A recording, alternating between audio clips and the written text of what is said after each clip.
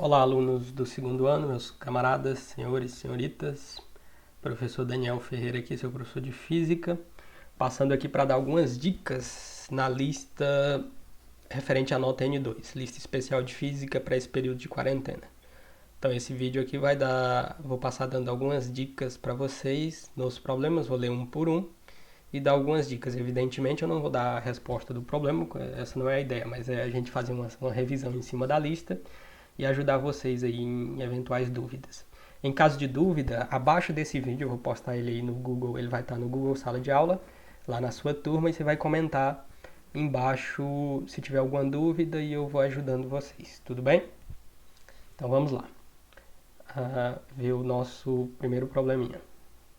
Então, problema número 1, diz assim, ó. Vou subir aqui um pouquinho. Um corpo está numa temperatura que, em Celsius, tem a metade do valor medido em Fahrenheit. Determine essa temperatura na escala Fahrenheit. É um problema um pouco algébrico, tá bom? Tem uma álgebrazinha aqui envolvida, mas não muito difícil. Então você tem que olhar, ele te deu poucas coisas, mas o que ele te deu é fundamental. Ele diz assim, ó, um corpo está em uma temperatura em Celsius que tem a metade do valor medido em Fahrenheit. Então, essa temperatura em Celsius pode ser escrita como a metade dela em Fahrenheit. Então, um meio da temperatura em Fahrenheit.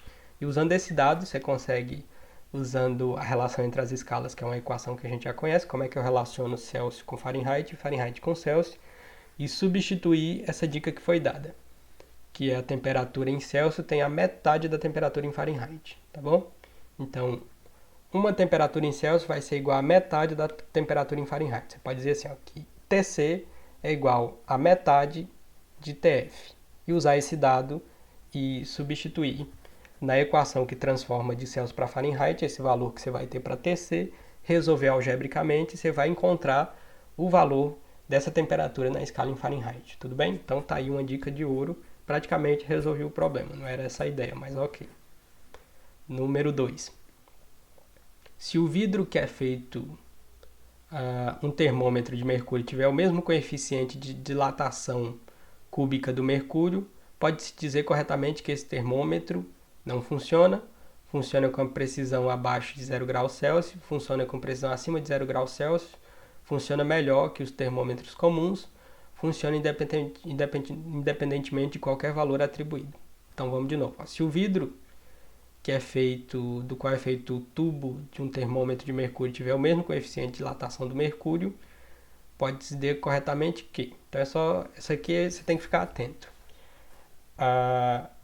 O mercúrio ele tem um calor específico muito baixo, significa que ele sofre muito fácil variação de temperatura e ele está sujeito também a um outro tipo de calor que chama calor latente. Ele muda de estado muito facilmente quando você varia a temperatura dele. Então é só ficar atento. Ó. Se eu tiver um vidro que tem as mesmas características do mercúrio que está dentro desse vidro, esse termômetro seria eficiente? Se seria eficiente, como seria? Então ficar atento nessa questão e dar uma olhada nesse lance do mercúrio do vidro ser igual ao mercúrio, se isso vai ser importante ou não para você resolver o problema. Número 3. Uma placa de aço sofre uma dilatação de 2,4 cm², então está tratando de dilatação superficial, você tem um plano, então a placa dilata isso. Quando aquecida a 100 graus Celsius, então a placa estava inicialmente na temperatura, quando aqueceu 100 graus Celsius ela dilatou 2,4 centímetros. Sabendo que o coeficiente de dilatação linear médio do aço no intervalo considerado é de 1,2 vezes 10 a menos 6 coulomb a menos 1, calcule a área da placa antes do aquecimento. Então eu quero descobrir qual que é a área inicial da placa, sabendo que ela dilatou esse tanto e tendo o ΔT, que foi a variação de temperatura. A temperatura variou 100 graus Celsius. Basta você substituir na equação de dilatação superficial para você encontrar essa área inicial, tá bom? Você não vai precisar você vai achar o A0 nesse caso. A variação delta A, variação da área vai ser o 2,4, você precisa encontrar o A0 e isolar isso na equação para você poder resolver. Beleza, aí vai ver uma álgebrazinha, você vai fazer umas contas e encontrar a sua resposta. Número 4. Converta as temperaturas conforme se pede nos casos abaixo. Então você vai converter usando, a gente escreveu pelo menos 3 equações para transitar de uma escala para outra. Então como é que eu transito da escala Celsius para a escala Kelvin? Existe uma equaçãozinha. Substitui os dados na equação que você vai encontrar quanto vale 260 Celsius na escala Kelvin. Letra B. Converta 30 graus Fahrenheit em graus Celsius. Quanto que vai ficar? Usa a equação de transformação.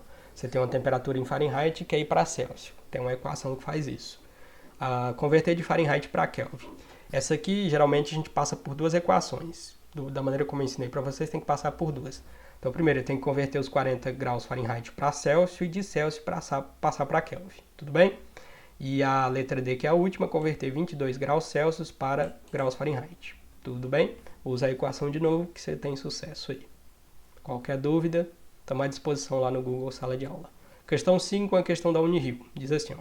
Um pesquisador, ao realizar a leitura da temperatura de um determinado sistema, obteve o valor de menos 450. Não se sabe a unidade.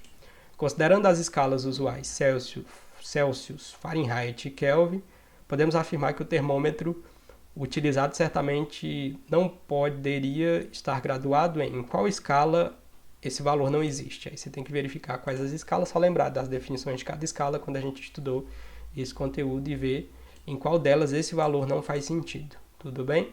Vamos para frente.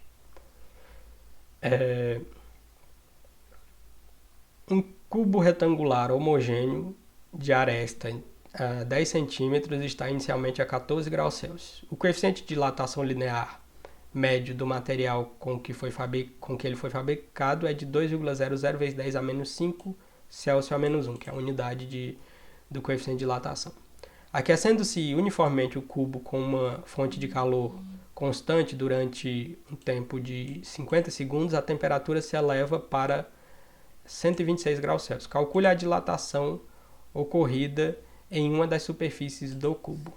Então, você vai ter que usar... O problema parece complicado. Você tem um cubo, certo? Tem o coeficiente de dilatação linear desse cubo.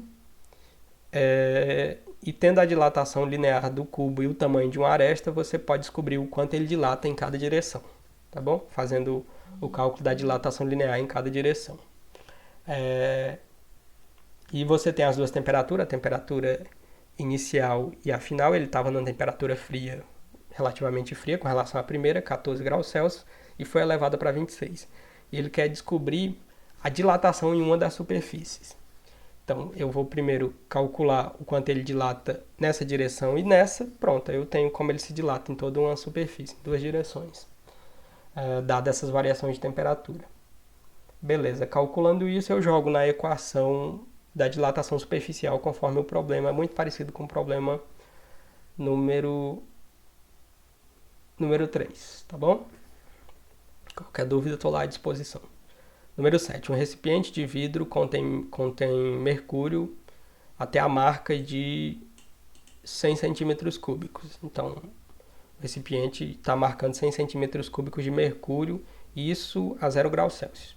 Aquecendo-se o conjunto a 120 graus Celsius, o nível de mercúrio atinge a marca de... ele sobe um pouquinho, 101,8 centímetros cúbicos. Dado o coeficiente de dilatação linear do mercúrio, gama de mercúrio, de Hg, igual a 1,8 vezes 10 a menos 4, Coulomb a menos 1, determine o coeficiente de dilatação linear do vidro. Então, esse aqui talvez seja um pouco mais complicado, mas a gente fez problemas parecidos aqui. Tá? Você vai ter que considerar aquela relação entre coeficiente de dilatação do material, do líquido e a dilatação que se dá, que se chama de dilatação aparente, tá bom? Então é só recorrer ao seu material, lá no capítulo que a gente estudou isso, que tem alguns exemplos que te ajudam a resolver isso. Dá uma olhada nos que a gente fez em sala e nesse exemplo específico do livro, tudo bem? Que ele sai. Qualquer dúvida, estou à disposição. Número 8. Quando um frasco cheio até a borda com o líquido é aquecido, em geral o líquido transborda devido à expansão do volume chamado de dilatação linear. Então, geralmente, quando você aquece um líquido, ele dilata, se o recipiente estiver cheio, a ponto de transbordar. Tudo bem. Verdade. Considerando-se que o frasco não possui nenhum furo ou rachadura e que a evaporação do líquido é desprezível, pode-se afirmar que o frasco aumentou menos que o líquido. Em hipótese alguma, o líquido no frasco é água. Muito provavelmente o líquido no frasco é água. O líquido no frasco é álcool e o nível está abaixo porque evaporou. O líquido que o frasco continha inicialmente era água a 10 graus Celsius. Vamos reler o problema. Quando um frasco cheio até a borda com líquido é aquecido, em geral o líquido transborda devido à expansão de volume chamada de dilatação térmica. Considerando-se que o frasco não possui nenhum furo ou rachadura e que a evaporação do líquido é desprezível, pode-se afirmar que aparentemente está faltando algum dado aqui nesse problema. A gente volta nele depois, tá bom?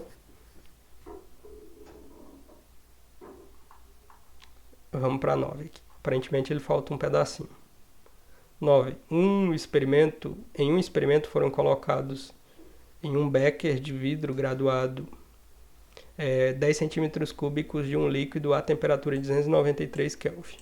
Aquecendo-se o sistema até 393 Kelvin, obteve-se um novo volume do líquido igual a 101,13 centímetros cúbicos, sendo o coeficiente de dilatação linear do vidro igual a alfa 9,0 vezes 10 a menos 6 coulombs a menos 1. Determine o coeficiente de dilatação térmica real do líquido.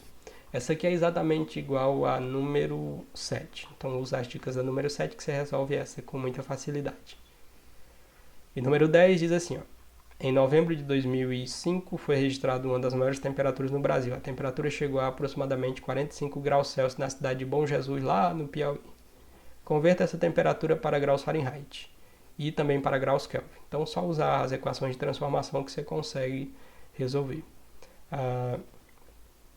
O problema número 8, aparentemente está faltando um pedacinho, algum dado dele. Aí eu posto o que está faltando dele lá no Google Sala de Aula. Tudo bem? Então a gente encerra essa aula de dicas por aqui.